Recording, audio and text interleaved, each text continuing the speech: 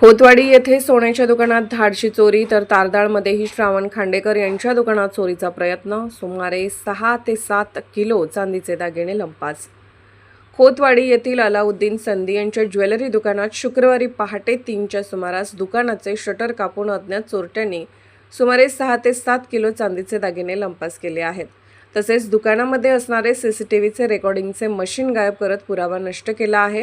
तर तारदाळमध्ये जावईवाडी चौकात श्रावण खांडेकर यांच्या दुकानाचे कुलूप तोडून चोरीचा प्रयत्न केल्याने खळबळ उडाली आहे। सदरची घटना सकाळी 7च्या सुमारास निदर्शनास आली। सदरच्या चोरीच्या घटनेची नोंद शहापूर पोलीस ठाण्यात झाली आहे। याबाबत अधिक माहिती अशी की तारदाळ खोतवाडी रोडवर रामचंद्र खोत यांचे दुकान गाळे असून अलाउद्दीन शमशुद्दीन संधी यांचे संधी ज्वेलर्स नावाचे दुकान आहे। शुक्रवारी पहाटे अज्ञात चोरट्याने शटर उचकटून चांदीचे अंदाजे 7 ते 8 लाखाचे दागिने लंपास केले आहेत।